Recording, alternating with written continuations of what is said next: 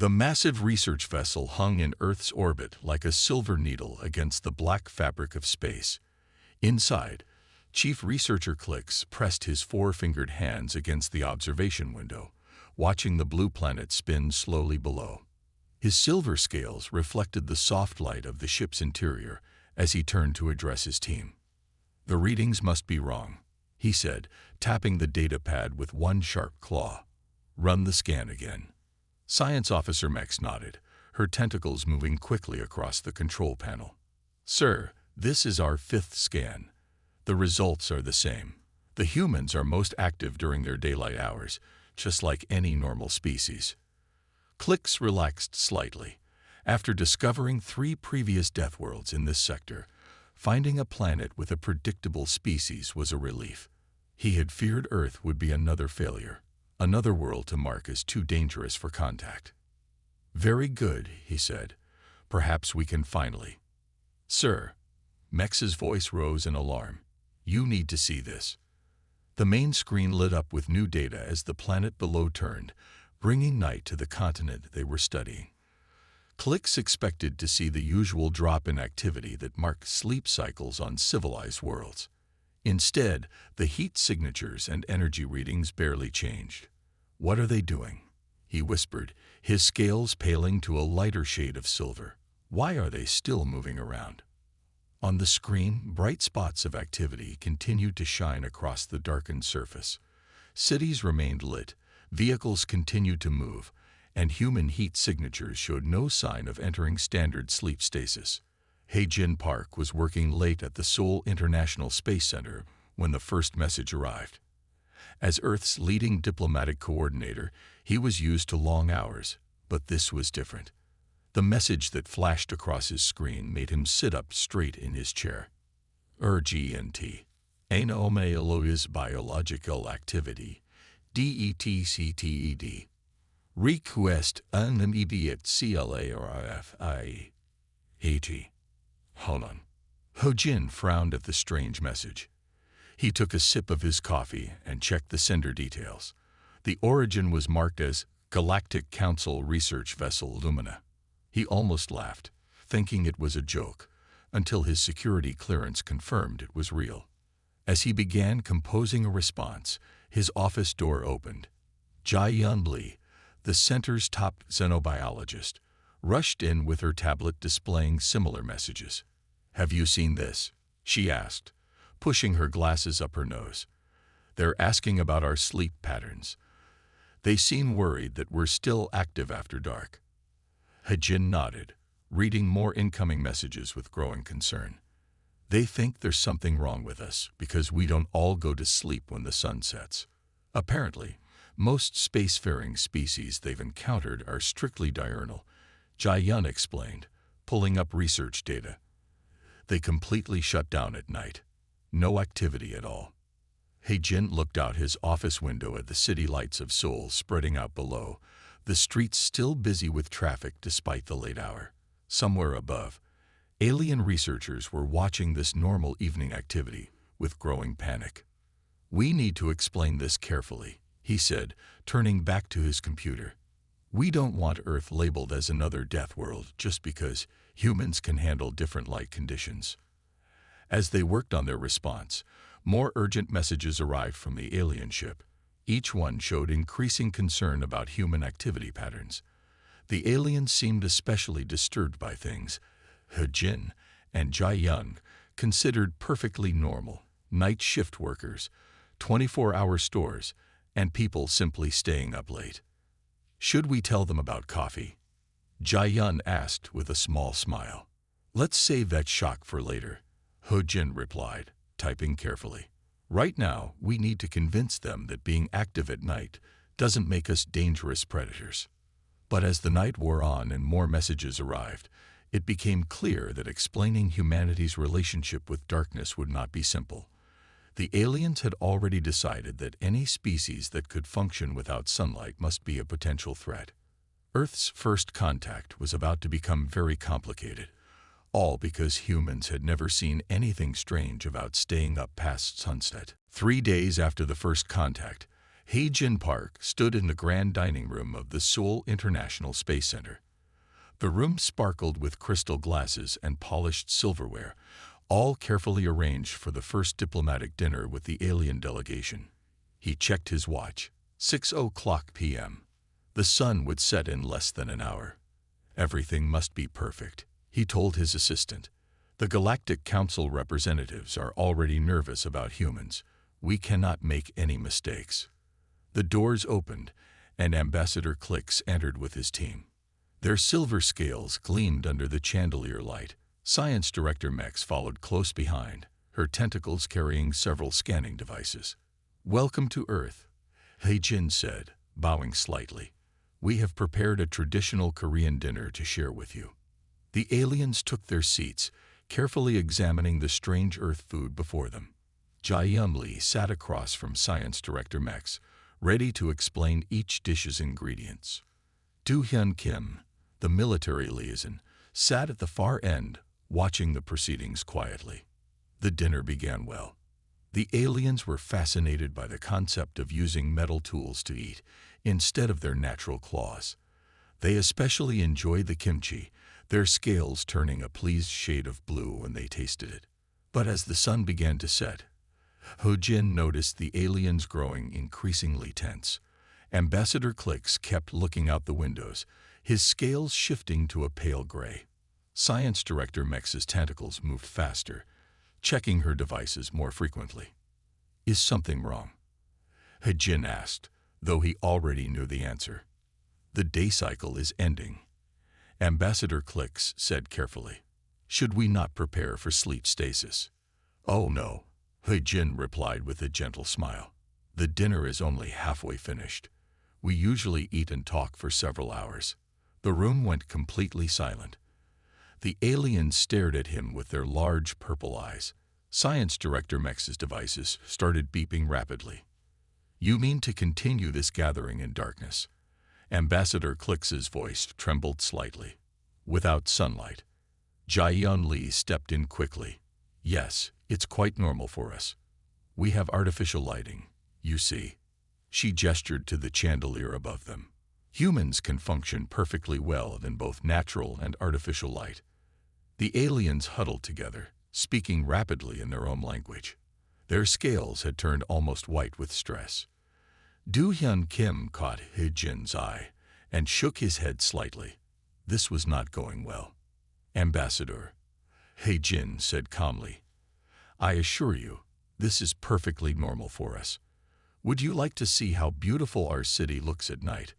This was exactly the wrong thing to say. Ambassador Klix stood up so quickly his chair fell backward. "You deliberately display your night hunting capabilities. This is an act of biological warfare." The alien delegation rushed to the far corner of the room, pulling out emergency beacons. Science Director Mex's tentacles were typing frantically on her devices. "Please," Jae-yun said, standing slowly with her hands raised. "Let me explain about human circadian rhythms. We're not hunting you. We simply have more flexible sleep patterns than your species." But the aliens were already calling their ship. Emergency lights began flashing around them as they prepared for emergency extraction. Ho-jin watched helplessly as years of careful diplomatic preparation began to crumble, all because humans could eat dinner after sunset. He turned to Jae-yun and Do-hyun, speaking quickly. "We have less than 5 minutes before they declare Earth a hostile Deathworld. We need to convince them that being awake at night doesn't make us predators." Do-hyun stepped forward. "Perhaps we should show them what real night predators look like. I have access to wildlife documentaries about lions and tigers." Jae-yun smacked his arm. "That's not helping." She turned to the panicking aliens. "Ambassador Klix, please, let me show you some scientific data. We can explain everything." The aliens paused their evacuation, but their scales remained pale with fear. The future of Earth's relationship with the galaxy now depended on convincing these beings that dinner after dark was not a sign of evolutionary aggression. Science Director Mex sat in her laboratory aboard the research vessel, surrounded by screens showing human biological data. Her tentacles moved quickly between different displays as she studied the strange readings before her. The more she learned about humans, the more worried she became. "Computer, replay the sleep pattern analysis," she commanded. The main screen lit up with waves of data. Human sleep cycles appeared in blue, while normal galactic species patterns showed in green. The difference was shocking. Where other species showed complete shutdown during dark hours, humans displayed complex and varying patterns. A soft chime announced the arrival of Jai Yun-Li in the laboratory. The human scientist carried several data tablets and wore a friendly smile. Mex's scales rippled with nervous energy. "Good morning, Director Mex," Jai Yun said. "I brought more information about human sleep studies." Mex moved back slightly. "You were awake all night preparing this data." "Oh no," Jai Yun laughed. "I slept well. But some of my colleagues worked night shifts at the research center. They helped gather the information." Mex's scales turned pale again. "Night shifts? You mean humans deliberately stay awake during dark hours?" "By choice." Jai Yun nodded and placed her tablets on a clear surface. "Yes, humans can adapt to different sleep schedules. Some people prefer working at night. We call them night owls." "Owls?" Mex's tentacles curled in distress. "The nocturnal predator birds." "It's just a saying," Jai Yun explained quickly. "Look at this data. It shows how human bodies can adjust their natural rhythms." The screens filled with new information. Mex watched in growing alarm as the data revealed humans could shift their sleep cycles, work rotating schedules, and even stay awake for days with something called coffee. "This is impossible," Mex whispered. "No civilized species can do this. Only creatures from Deathworlds show such adaptability." Jai Yun pulled up another screen. "Let me show you something interesting. This is data from our space program. When our astronauts go to space, they experience multiple sunrises and sunsets every day. They adapt their sleep patterns to match their work needs." Mex's scientific curiosity began to overcome her fear. "How do humans maintain mental function without proper solar recharge cycles?" "We don't need solar recharge cycles," Jai Yun explained. "Our bodies produce their own energy through food. The sun helps us make vitamin D, but we can get that through supplements." As they discussed the data, He-Jin Park entered the laboratory. He carried a small cup that released a strong aroma. Mex's sensors detected high levels of stimulant compounds. "I brought you some coffee, Jai Yun," he said. "You mentioned you were tired." Mex's instruments immediately began scanning the cup. Her eyes widened as the analysis appeared on her screen. "This beverage, it contains chemicals that force awakeness. It helps us stay alert," Jai Yun said, taking a sip. "Many humans drink it every day." Mex quickly typed notes into her report to the Galactic Council. Humans could not only function in darkness, but had created chemical compounds to fight their natural sleep patterns. They had mastered their own biology in ways that defied normal evolution. "There is more," He-Jin added. "Some humans work underground in mines. Others live in places where night lasts for months. We adapt to these conditions too." Mex looked at her data screens, then at the two humans calmly drinking their stimulant beverage. Everything she learned made humans seem more dangerous, yet they showed no signs of aggression. They simply treated their incredible adaptability as normal. The question was, how would the Galactic Council react when they learned the full truth about humanity's relationship with darkness? Do-hyun Kim stood at the edge of the military training field, watching his team prepare for their night exercise. The moon hung low in the sky, providing just enough light to see the outlines of the training course. He checked his watch, 22:00 clock hours. Perfect conditions for their demonstration.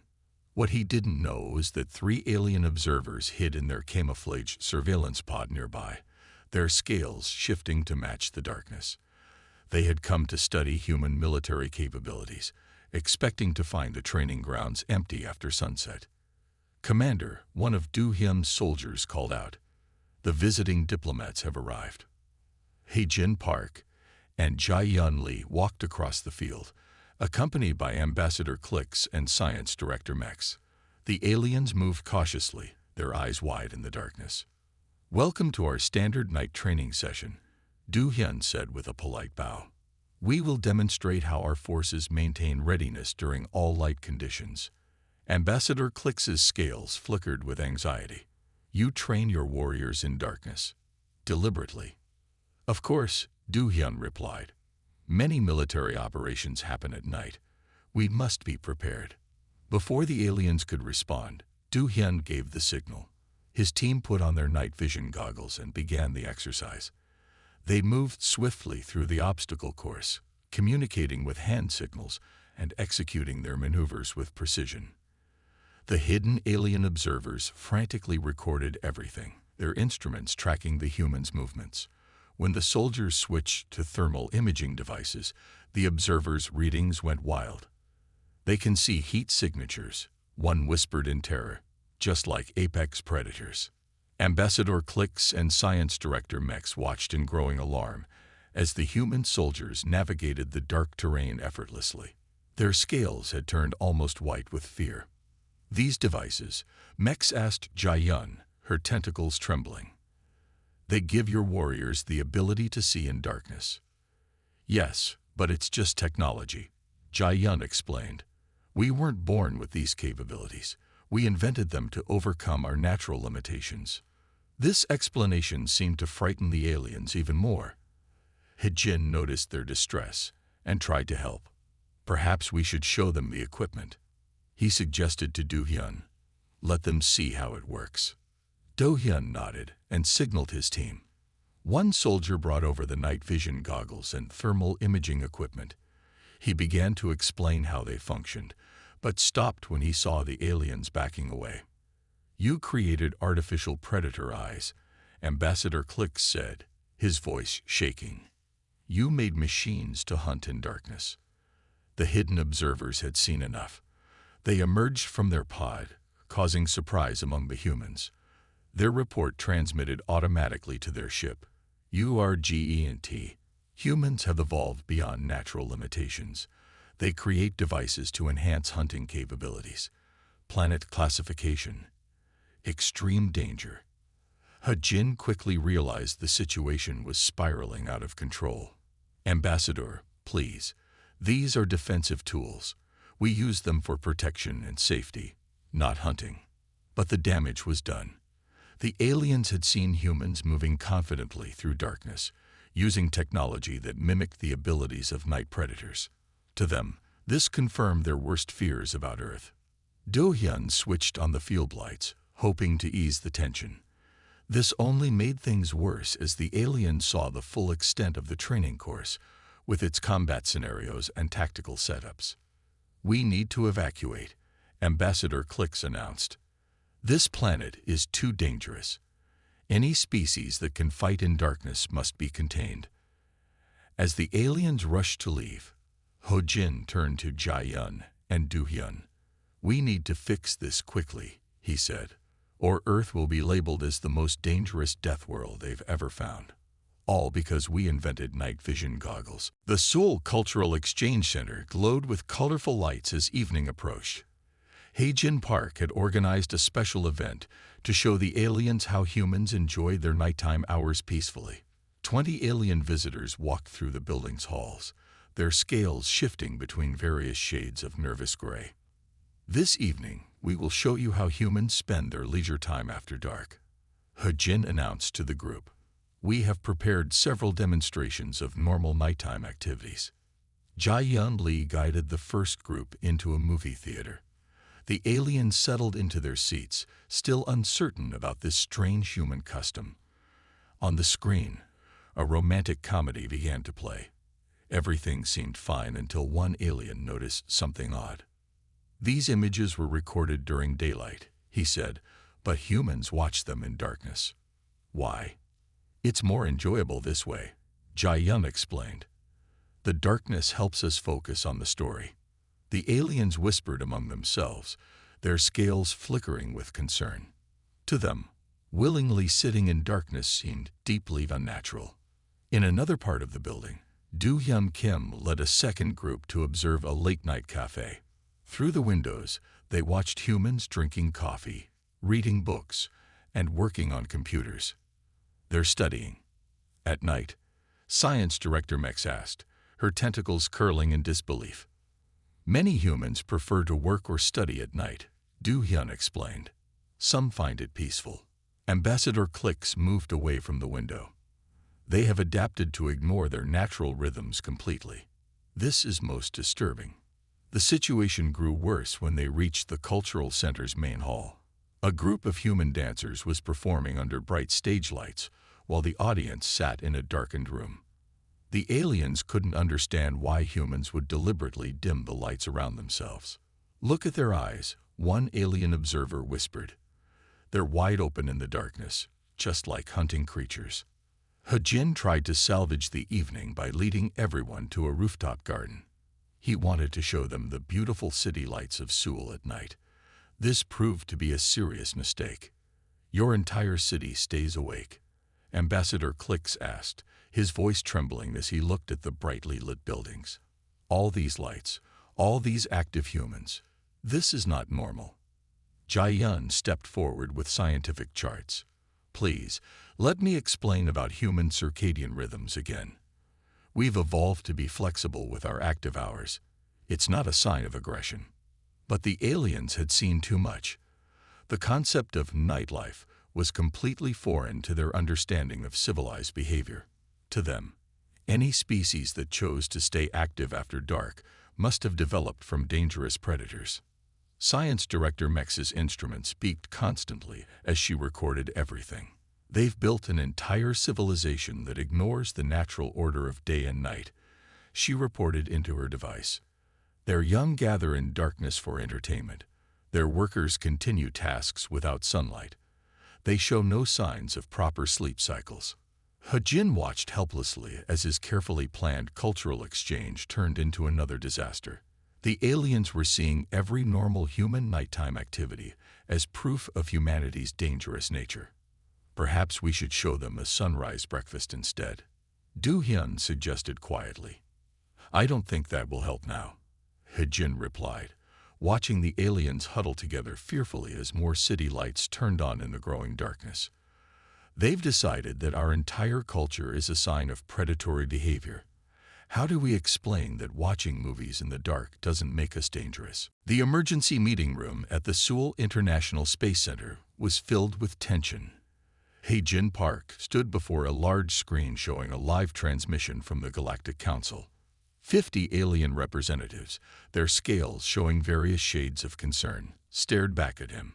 "Honorable Council members," Hae-jin began, "Earth requests you reconsider the quarantine proposal." The head counselor, a large alien with deep blue scales, spoke firmly. "The evidence is clear. Your species shows all signs of apex predator evolution. You function in darkness. You create devices to enhance night vision. You ignore natural sleep cycles. Earth must be contained." Jae-yun Lee stepped forward, holding her research data.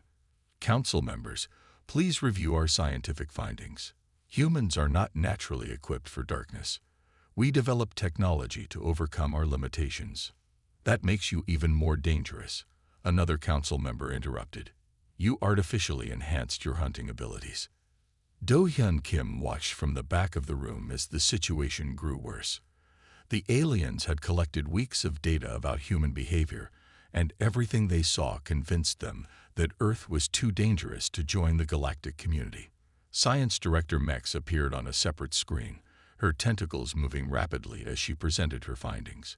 "Humans have built entire cities that never sleep.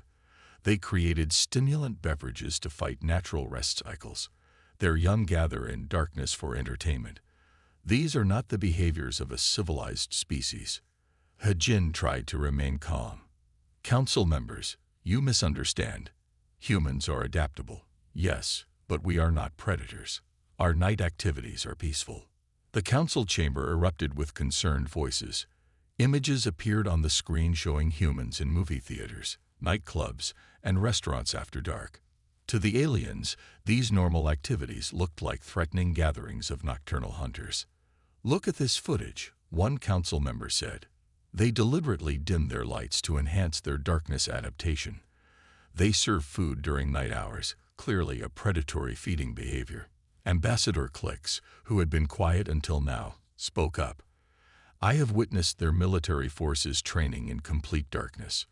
They have weapons that see heat signatures. They drink substances that prevent sleep. How can we trust such a species? Jai-Yun stepped closer to the screen. Please, let me explain about human circadian rhythms one more time. Our adaptability is not a threat. It's simply how we evolved to survive on our planet. Exactly. Another council member exclaimed. You evolved on a Deathworld.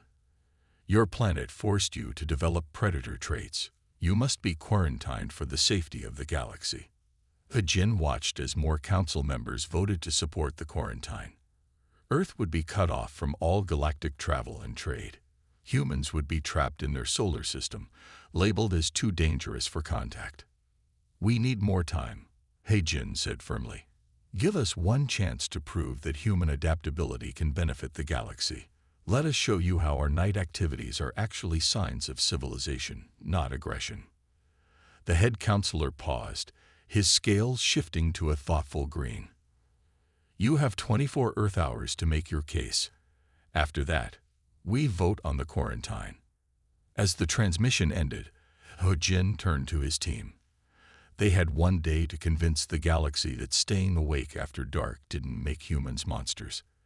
If they failed, Earth would become the most isolated planet in known space. With only 20 hours remaining before the Galactic Council's final vote, Jin Park gathered his team in the Seoul International Hospital.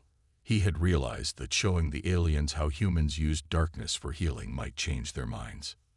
This way, please, Jin said, leading Ambassador Clicks and Science Director Mex through the quiet hospital corridors. We want to show you something important. Jai-Yun Lee walked beside them, explaining softly. In hospitals, we keep lights dim at night. This helps our patients rest and heal better. The aliens moved cautiously, their scales shifting between shades of uncertainty. They passed rooms where sick humans slept peacefully under gentle night lighting. Medical staff moved quietly, checking on patients without disturbing their rest. You see, Jai-Yun continued, humans didn't adapt to darkness for hunting. We learned to use different light levels to help us live better lives. Science Director Mex's tentacles moved slowly as she scanned the environment. But your devices, they still work in darkness. Yes, Do-Hyun Kim replied, pointing to the medical equipment. Our machines help us care for sick people all day and night. We never stop watching over those who need help. They entered the maternity ward next. Through a window, they could see nurses caring for newborn babies under soft, dim lights. Ambassador Clicks moved closer, his scales turning a surprised shade of blue. You protect your young in darkness, he asked. We protect them always, Jin explained, day and night. Our adaptability lets us care for each other at all times. Next, they visited the hospital's research laboratory. Scientists worked under adjusted lighting, studying ways to cure diseases. Jai-Yun showed the aliens how humans used different light levels to study tiny living things under microscopes. Our ability to work in various light conditions helps us understand life better, she said. We use this knowledge to heal, not harm. The aliens' fear began to fade as they watched humans using darkness not for hunting, but for helping others. Their scales slowly shifted to calmer colors. Jin then took them to the hospital's emergency room. This is why we never stop, he said. Injuries and illness don't wait for daylight. We must be ready to help at any time. They watched as medical teams worked together, saving lives regardless of the hour. The aliens saw humans using their night vision technology to perform delicate surgeries, their advanced machines helping to keep patients alive. Your civilization, Ambassador Clicks said slowly, you built it to protect your weak ones. We built it to protect everyone. Jin replied. Our adaptability isn't about being dangerous. It's about being able to help each other, no matter when we're needed. Science Director Mex's tentacles moved thoughtfully over her devices. This changes our data significantly. Your night activities, they're not predatory behaviors. No, Jai-Yun smiled. They're signs of how much we care for each other. Humans don't just survive in darkness. We use it to make life better for everyone. As the sun began to rise outside the hospital windows, Ambassador Clix's scales turned a bright, hopeful color. Perhaps, he said, we need to reconsider what makes a species civilized. It's not about when they sleep. It's about how they use their abilities to help others. He-Jin looked at the morning light streaming into the hospital corridor. For the first time since this crisis began, he felt real hope. They had finally shown the aliens that humanity's true strength wasn't in conquering darkness, but in using it to protect and care for each other. The great chamber of the Galactic Council glowed with soft light as He-Jin Park stood before the assembled representatives. The past day's demonstration at the hospital had changed many minds, but now came the final test, the vote on Earth's future. The head counselor's scales shimmered with formal blue tones as he called for order. We have reviewed the new evidence about human civilization. Ambassador Clix and Science Director Mex will present their updated findings. Ambassador Clix moved to the center of the chamber, his scales now a calm shade of green. Honorable Council, I was wrong about humans. Their ability to function in darkness is not a sign of predatory evolution. It shows their dedication to caring for others. Science Director Mex's tentacles displayed her new data on the chamber's main screens. My initial analysis was incomplete. Humans don't stay awake at night to hunt. They do it to heal their sick, protect their young, and help those in need. Jai-Yun Lee stood beside He-Jin, ready with more scientific evidence. Do-Hyun Kim waited quietly behind them, watching the council members' reactions. The chamber filled with murmurs as the aliens discussed this new understanding of human nature. But they still have predator traits, one council member argued. Their night vision technology, their stimulant drinks. Yes, He-Jin stepped forward. We created these things not to become stronger, but to overcome our weaknesses. Humans are not natural might creatures. We adapted because we refuse to stop helping each other just because the sun sets. The head counselor raised his hand for silence. The council has also received reports from the hospital observation. We saw humans using darkness for healing, not hunting. This challenges our understanding of what makes a species civilized. Jai-Yun spoke next, her voice clear and confident. Earth's ability to function at night doesn't make us dangerous. It makes us better caregivers, better scientists, and better neighbors. We would be honored to share our adaptability with the galaxy. The council chamber grew quiet as the head counselor called for the vote. One by one, the representatives cast their decisions. He-Jin held his breath as the final counts appeared on the screen. The council has decided, the head counselor announced. Earth will not be quarantined. Instead, we wish to learn from humanity's innovative approach to civilization. The chamber erupted in discussion. Many council members came forward, their scales showing colors of curiosity and interest. They wanted to know how humans had built a society that never stopped caring for its members. 1 month later, He-Jin sat in his office, looking at the city lights of Seoul. Ambassador Clix sat across from him, sharing a late dinner. The alien diplomat no longer showed fear at eating after sunset. Your world has taught us much, Clix said, his scales glowing with friendly colors. Other planets have asked to learn about human medical techniques. They want to know how to care for their people during dark hours.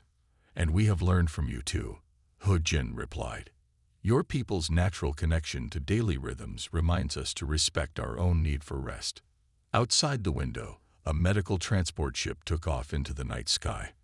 It carried human doctors to help set up an all-hours care facility on another world. What had once been seen as a sign of Earth's dangerous nature had become one of humanity's greatest gifts to the galaxy. Perhaps, Jai-Yun said, joining them with fresh coffee, being from a Deathworld isn't about being dangerous. It's about learning to overcome challenges to help others. Ambassador Clix's scales shifted to show agreement. Under the stars, humans and aliens shared a meal, no longer divided by darkness, but united by understanding. Earth had found its place in the galaxy not as a world of predators, but as a planet of caregivers who had learned to light up the night.